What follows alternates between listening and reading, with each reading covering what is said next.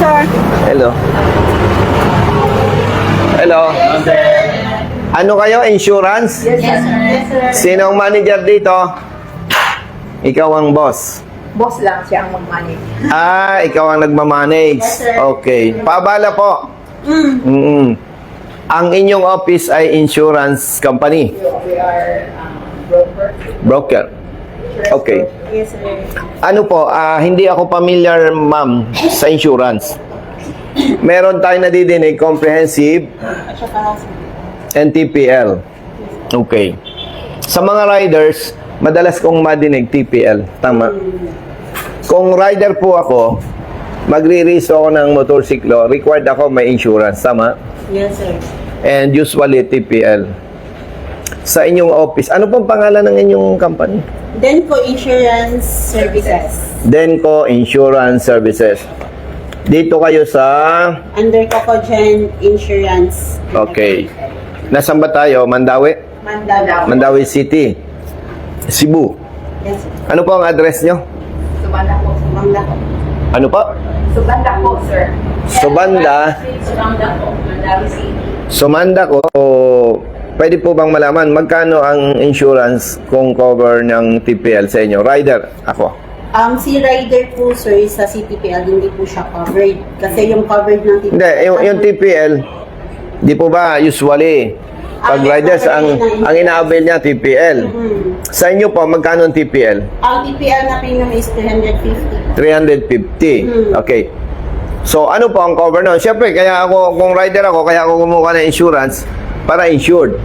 Ano po ang cover nun? Yung masagasaan po ng tao, either may physical injuries. Kasi yung TPL, di po ba, third party liability? Okay. Rider, may nabangga siya na pedestrian o tao, yun nabangga niya. Tapos, syempre, pwedeng doon muna sa ospital. Na ospital. Ano po ang sagot ng inyong company? Yung sa physical injuries niya po. Ay halimbawa po, inopera siya. Pero may schedule of indemnities po tayo. Halimbawa po, ang bill ay 500,000. Yung covered po ng CTPL is hindi po higit sa 200,000 po. So, ang maximum, 200,000. Pag ang bill ng rider ay mas mababa sa 200, yun ang babayaran nyo. Pero hindi po guaranteed na ma-reimburse po yan lahat, sir, kasi may schedule of indemnities po tayo. May schedule. Okay. Tapos, nadinig na ba ninyo yung car owner, mayroon siyang comprehensive insurance, pero inuobliga sila na kumuha ng TPL. Nadinig na po ninyo yan? Yes, sir. If yung coverage ng comprehensive nila is without CTPL, meron option kasi po yung yung owner ng sasakyan if with CTPL po yung comprehensive nila. Hindi, kasi ito yung i-clear natin sa LTO, Brother Matt. Yes, po.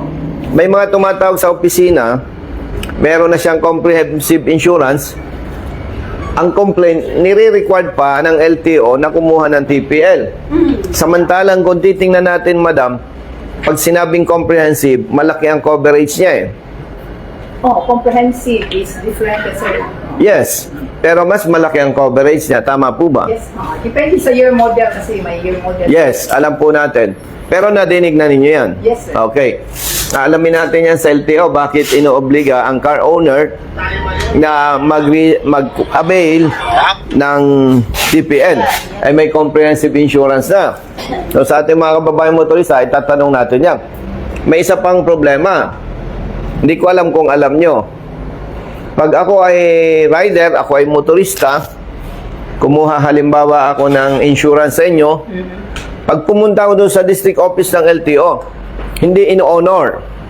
Ang gusto nila, yung insurance, doon sa tabi ng opisina nila. Nadinig na ninyo yan? Ay, hindi po. Hindi pa. Sige. Usually, mga, hindi namin alam. Sige. Alam ko, nag-iingat lang kayo. Ano? Ay, hindi po, sir. Sige. Wala pa po kami. So, pag TPL, gaano katagal mag-claim sa inyo? TPL is pang kompleto yung document, sir. Mga hindi po mga 2 weeks din po. 1 month. By the way, madam, TPL. Halimbawa, nakamotorsiklo ko. Ang aking insurance TPL. Nanakaw yung motorsiklo ko, hindi cover ng TPL. Yes, sir. Hindi. Hindi. Comprehensive. Comprehensive dapat. Then, halimbawa ako ay hindi sinasadya. Self-accident. Na-hospital ako bilang rider. Self-accident. Hindi cover ng TPL yon. Hindi, sir. It's only third party. Third party lang. Dapat malinaw yan sa mga riders. Dapat malinaw yan, Brother Matt, sa mga motorista. Kasi pag ang inabail mo ay TPL, ang covered lang nito, pag sinabing third party, yung na-aksidente o nabangga. Tama po? Yes. Kaya ang complaint ng mga riders at na iba pang motorista, sorry sa term, wala daw silbi ang TPL. Kasi halimbawa, nawala yung motorsiklo o kaya ay self-accident. Wala silang makiklaim sa TPL. Tama po? Wala po. Okay, sige. Malinaw yon. Kailangan alam ng ating mga babae. Now, kung ako po ay rider, para insured ako, mas pipiliin ko comprehensive. Tama. Comprehensive po. Tama. Kung ako ay rider, kukuha ko ng comprehensive insurance sa inyong office, magkano babayaran ko? Depende on the value sa motorcycle po, sir. Sige po, sabihin na natin yung average. Ang presyo ng motorsiklo, 150,000. Gusto ko pag nanakaw yon, may insurance. Magkano po ang sa pagkaalam mo na babayaran ko sa insurance? Yung sa ano po, if ever 100... Gagalingan mo ma'am kasi naka-video tayo. Sige po. The model, you have to state the Oh, model. we have to state the model, the value. If this is only for preferences, Ano lang to, hindi ito yung exact basis. Exact. If ever 150,000 yung value sa motorcycle, so ano tayo ng rate na 3%, so for 5 plus 25% po ng taxes, mga 4, 5, it's 250 times 25%. Mga ano po, 4, 5 to 5. Mga ganyan lang po. 7,000. More or less. Okay. Ang presyo ng motorsiklo ko halimbawa, 150,000. Nag-avail ako ng comprehensive, ang babayaran ko, more or less 7,000. Now, in-avail ko. Good for 1 year yon. Tama po. Pumapayag po ba yung inyong insurance office na mag-installment ako? Hindi. Hindi po. Hindi. Dapat, huwag sana, pero kapag na-aksidente, dapat fully paid na. Tama? Okay. Ano po ang covered noon? Kung nagbigay si rider ng 7,000 comprehensive insurance, nawala ang motorsiklo. Covered po si motorcycle sa theft. Sa But theft. it depends on the sa terms and conditions ng company. Kasi may insurance company na wala pong thief yung motorcycle. On damage lang po. Damage lang. Pag motorcycle. So, ibig sabihin po, sa pagkakaalam ninyo, yung mga nananakaw ang motorsiklo, walang makiklaim sa insurance. It depends po. Yung if nag-covered sila ng comprehensive, tas yung company nila is may on damage or thief, so maka-cover po sila. But Pero ang tinatanong ko po sa inyo, sa amin, pag nag-avail ako ng 7,000 comprehensive insurance sa office ninyo, yung pag nawala ang motorsiklo ko, hindi covered yon. sa amin po, under ka po dyan, covered po siya. Sir. Covered. O magkano makiklaim ko kung 150,000? It would go to the ARCA ng cancer sa mo ang sa claims. Sila na po yung Police magsasabi. department will be the one to evaluate. I see. Pero sa pagkaalam mo, more or less, 100%. less than 100%. May ano po sila, depreciation po kasi. And of course, pag sinabing comprehensive, either yung nabangga or self-accident, meron siyang insurance coverage. Tama. So, brother, matama yung sinasabi ng iba na kapag naka-TPL ka, parang walang pakinabang. Like, self-accident o kaya ay nawala or nakabangga, na-hospital yung nabangga, na-hospital din yung rider, walang makiklaim si rider para doon sa kanya. Tama, ano po? Yes, sir. O, dapat malinaw yan sa ating mga kababayan. No? Salamat, ma'am, sa information. At isa yan sa action na natin. No? At syempre, dapat mapag-aralan ding mabuti yung insurance na covered yung nawala. Kasi merong, ito, totoo naman to, kailangan magaling ang pulis sa investigation. Merong sasabing nawala yung motorsiklo, pero binenta naman pala talaga. Yes, No? sir. Oo. O kaya talagang niwala niya. No? Eh, sa pulis, yes. Ang pulis naman, magaling sa investigation. Kasi, hindi mahirap mag-imbestiga eh. No? Kaya, anyway, maraming salamat. Paglilinaw sa ating mga kababayan, lalong-lalo na sa mga riders, tama po ang sinasabi ng iba. Kapag ang insurance na inabail mo ay TPL, parang totoo yung sinasabi na walang kwenta. Sorry sa term. No? Kasi ang cover lang niya, madam, third party. So, pag nawala ang motor, hindi covered. Pag na self-accident, hindi covered. Pag may nabangga na tao, na hospital, may makiklaim.